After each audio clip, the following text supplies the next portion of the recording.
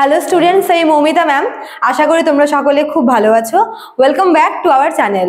আজকে আমি তোমাদের ফোর্থ সেমিস্টার মাইনর পলিটিক্যাল সায়েন্সের সিলেবাস নিয়ে আলোচনা করব। তোমরা অনেকেই বলেছিলে যে ম্যাম মাইনরটা নিয়েও আলোচনা করুন, তো তোমাদের মাইনরের সিলেবাসটা হচ্ছে বেশ লেন্দি, ওই জন্য আমি পার্ট পার্ট করে করব, ঠিক আছে?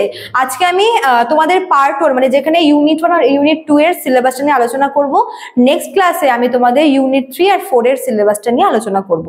তো ক্লাসটা শুরু করার আগে বলে রাখি, যারা আমাদের কাছে অনলাইনে পড়তে চাইছো তারা কিন্তু এর মধ্যে জয়েন করে নিও।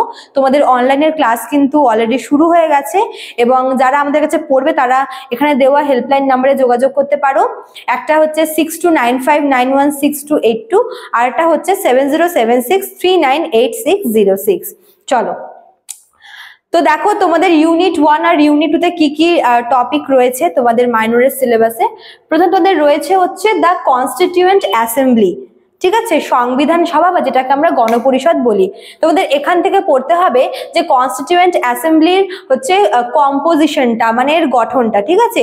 এর সঙ্গে তোমাদের পড়তে হবে এর অবজেক্টিভস বা যেটাকে আমরা উদ্দেশ্য বলি, আর ফাংশন মানে গঠন, কার্যাবলী এবং এর উদ্দেশ্য সমূহ তোমাদের পড়তে হবে। আচ্ছা, তারপরে দেখো 2 নম্বরে আছে হচ্ছে দ্য প্রিয়াম্বল। প্রিয়াম্বল হচ্ছে যেটা আর কি মেন মানে কনস্টিটিউশনের মুখবন্ধ বলা হয় একে, মানে প্রিয়াম্বলটা হচ্ছে সবার প্রথমে থাকে কনস্টিটিউশনের। তো এর থেকে আমরা মানে এই প্রিয়াম্বলের থেকে আমরা কনস্টিটিউশনের একটা মানে স্বচ্ছ একটা ধারণা আমরা পাই, ঠিক আছে। আচ্ছা, তারপর দেখো 3 নম্বরে কি আছে, স্যালিয়েন্ট ফিচার্স অফ কনস্টিটিউশন। আমাদের ভারতীয় কনস্টিটিউশনের কি কি ফিচার্স বা বৈশিষ্ট্য আছে সেগুলো পড়তে হবে। দেখো এই ফিচার্স আমাদের তোমাদের পড়তে হবে যে আমাদের কনস্টিটিউশন কোথা থেকে নেওয়া হয়েছে, ঠিক আছে। মানে এখানে কোন কোন জিনিসগুলো রয়েছে, যেরকম ফান্ডামেন্টাল মানে মৌলিক অধিকার, মৌলিক কর্তব্য, একক নাগরিকত্ব, তারপর হচ্ছে কেন্দ্রীয় আইনসভা, এই সমস্ত কিছু সম্পর্কে পড়তে হবে, ঠিক আছে। মানে যেগুলো আর কি মেন মেন বৈশিষ্ট্য রয়েছে আমাদের কনস্টিটিউশনের। আচ্ছা, এই হচ্ছে তোমাদের ইউনিট 1। এবার চলে আসি ইউনিট 2 তে।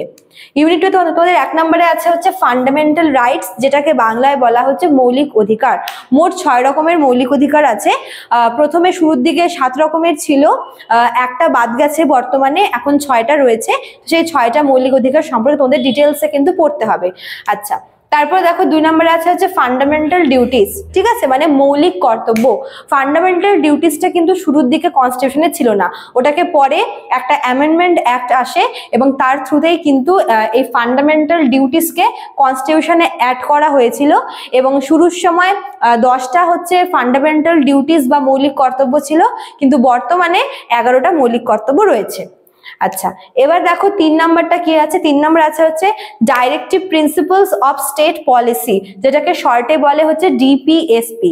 তো directive principles of state policy এটা হচ্ছে একটা স্টেট বা একটা রাষ্ট্র কিভাবে চলবে, মানে একটা স্টেটকে চালানোর জন্য কোন কোন রীতিনীতিগুলো প্রয়োজন, সেটাকে হচ্ছে বলা হয় directive principle of state policy. এটাকে বাংলায় বলা হয় হচ্ছে রাষ্ট্র পরিচালনার নির্দেশাত্মক নীতিসমূহ, ঠিক আছে। এটাও ভীষণ ইম্পর্টেন্ট। তো এই 3টা তোমাদের রয়েছে হচ্ছে ইউনিট 2 তে, ঠিক আছে। তো ইউনিট 1 আমি বললাম, ইউনিট 2 বললাম। নেক্সট ক্লাসে আমি তোমাদের ইউনিট 3 আর ইউনিট 4 নিয়ে আলোচনা করে দেব। খুব ইজি তোমাদের এবারে সিলেবাসটা, যখন তোমরা পড়বে তখন দেখতেই পারবে, ঠিক আছে। চলো, দেখা হচ্ছে নেক্সট ক্লাসে। Thank you.